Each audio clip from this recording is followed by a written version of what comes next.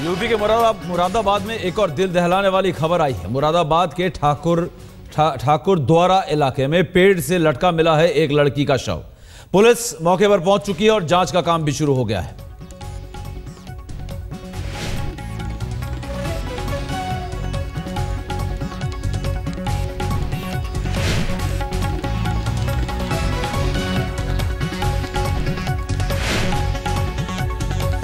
लगातार घटनाएं घट रही हैं उत्तर प्रदेश में और लगातार उससे भी ज्यादा शर्मनाक बयान आ रहे हैं, चाहे वो उत्तर प्रदेश के मुख्यमंत्री अखिलेश यादव हो या वहां के डीजीपी एएल बैनर्जी, जिनका कहना है कि ऐसी घटनाएं रूटीन होती हैं और वक्त के साथ ये घटनाएं जो है कम हो जाएंगी और बंद हो जाएंगी।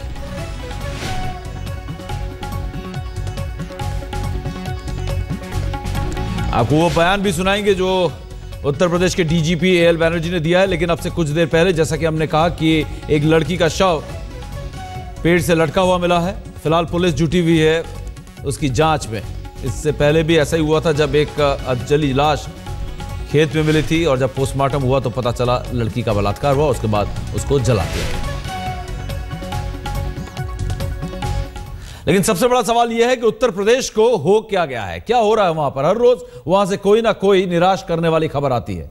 महिलाओं को लेकर अपराध वहां इस कदर बढ़ गए कि रोज यूपी से बलात्कार की खबरें आ रही हैं। ताजा मामला हमीरपुर का है, जहां पुलिस वालों पर ही महिला से गैंगरेप का आरोप लगा है। एक दरोगा गिरफ्तार हो चुका है, जबकि 3 आरोपी सिपाही है वो फरार है।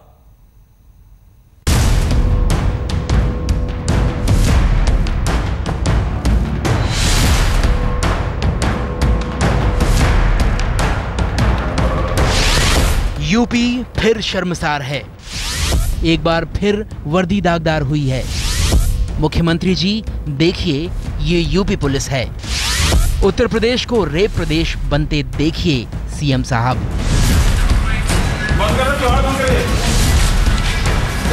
आपकी पुलिस पर फिर से लगा है गैंगरेप का आरोप। फिर पुलिस के हाथ पुलिस के गिरेबान तक पहुंच गए। एक दरोगा गिरफ्तार हो चुका है। गैंगरेप के 3 आरोपी सिपाही फरार हो चुके हैं। पुलिस की गिरफ्त में मौजूद ये दरोगा है राहुल पांडे, हमीरपुर के भरुआ सुमेरपुर थाने में तैनात। राहुल पांडे पर आरोप है कि इसने 3 सिपाहियों के साथ मिलकर एक महिला के साथ गैंगरेप किया। ये शर्मनाक वाकया 9 जून का है, लेकिन इसका खुलासा बुधवार को तब हुआ जब पीड़ित महिला हमीरपुर के एसपी वीरेंद्र कुमार शेखर से मिली और पूरी घटना की जानकारी दी, शिकायत दर्ज कराई। हमीरपुर के पंडरी गांव की रहने वाली पीड़ित 9 जून को अपने पति को छुड़वाने के लिए थाने गई थी। पुलिस ने उसके पति को देसी तमंचा रखने के आरोप में गिरफ्तार किया था और वो फिलहाल थाने में ही बंद है। पीड़ित के मुताबिक पुलिस वालों ने उसकी रिहाई के एवज में उससे 20,000 रुपए मांगे, लेकिन वो रुपए नहीं दे पाई। तब आरोपी दरोगा और 3 सिपाही देर रात उसे सरकारी क्वार्टर में ले गए और उसका सामूहिक बलात्कार किया। 9 बजे थाने गए। थाने जाने के बाद उनसे छोड़ने की बात की और छोड़ने के बाद को लेकर बोलते हैं कि 20,000 रुपये दो, नहीं इनका चालान जाएगा। 20,000 रुपये देने के लिए बोली भी कि रात में बैंक नहीं खुला रहती है, सुबह देंगे। तो बोलते हैं थोड़ी देर में पूछ के बताते हैं। फिर करीब 12 बजे बैठे बैठे 9 बजे से 11 बज गया। 11 बजे बोली तो बोलते हैं थोड़ी देर में बताते हैं। राहुल पांडे ऐसा ही वो बोलता है कि थोड़ी देर में बताते हैं। फिर 11:30 बजे जब उधर कोई नहीं रहा, वो मुझे अपने कमरे में ले गया और उस मैन ने मेरे साथ बलात्कार किया। किसने? राहुल पांडे एसआई ने।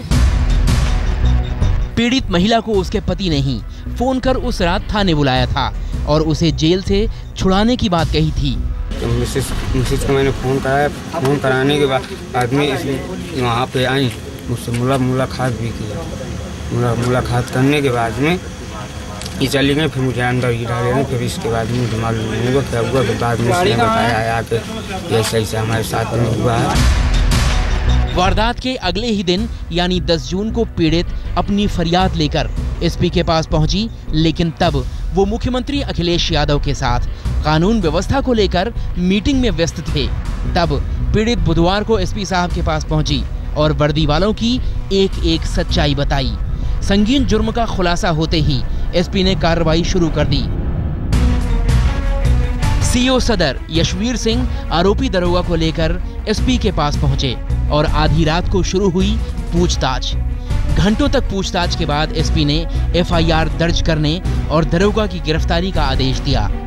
पेश हुई मेरे सामने अपने पति के साथ आई है, उसने मुझसे कंप्लेंट की इस तरह की, तो तुरंत ही उस पर मैं कार्रवाई करने का आदेश कर दी है। तो जो उस पर कार्रवाई होगी करेंगे और कार्रवाई सख्त की जाएगी। हमीरपुर के पहले संभल पुलिस पर भी गैंगरेप का दाग लगा। वहां 2 सिपाहियों ने 14 साल की एक बच्ची के साथ हैवानियत की हदें पार की। उन आरोपियों ने कई दिनों तक मासूम की इज्जत के साथ खिलवाड़ किया, उसके घर वालों को धमकी भी दे डाली। रेप और गैंगरेप के नए मामलों ने सुरक्षा कानूनों की धज्जियां उड़ा दी हैं। यूपी में कानून का राज बेअसर है, कानून के रखवाले ही सवालों के घेरे में हैं। ऐसे में महिलाओं की सुरक्षा का भरोसा कैसे देंगे मुख्यमंत्री अखिलेश जी? हमीरपुर से नाहिद अंसारी के साथ आज तक ब्यूरो। अपराध का आलम उत्तर प्रदेश में यह है कि अभी ये बिगड़ते हालात जो हैं वो सुधरते हुए भी नजर नहीं आ रहा है। ऐसा लग रहा है कि नरेंद्र मोदी सरकार को यहाँ पर कूदना पड़ेगा या पर यहाँ पर कहीं ना कहीं जो है प्रेसिडेंट रूल ही ना लगाना पड़ जाए। लेकिन फिलहाल हालात ये हैं कि हम नक्शे को वीडियो वॉल में छाप कर आपको दिखाएंगे किस तरीके से अलग अलग जगहों में अपराध हो रहा है उत्तर प्रदेश में। और इस प्रदेश का नाम ही ऐसा लग रहा है कि अपराध प्रदेश हो गया है।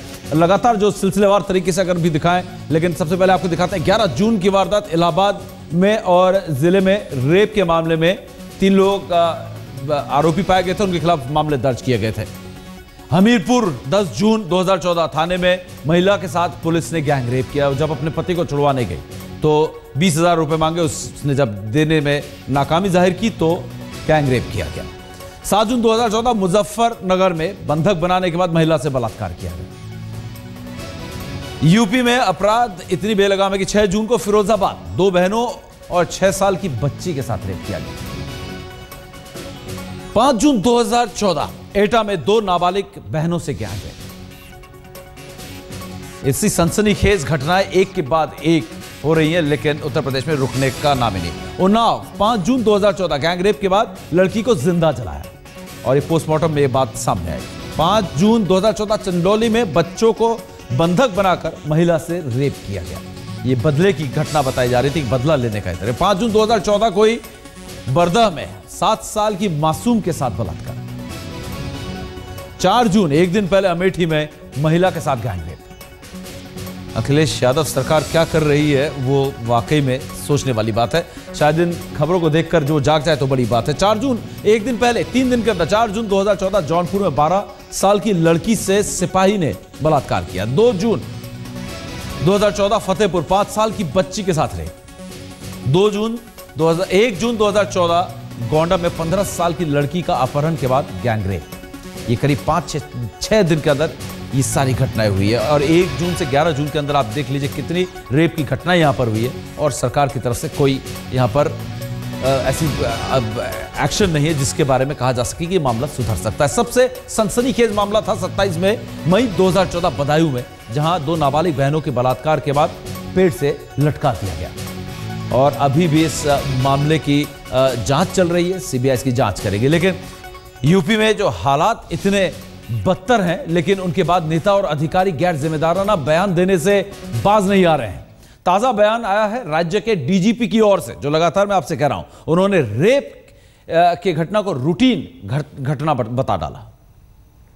देखिए, कोई अप्रत्याशित वृद्धि नहीं हुई है। ये मैं मानता हूं कि घटनाएं हो रही हैं। ये हर क्या कहते हैं हर साल नॉर्मल एक रूटीन है जिसमें कि घटनाएं होती रहती हैं। इसीलिए पुलिस है, इसीलिए पूरी लॉ एंड ऑर्डर की मशीनरी है।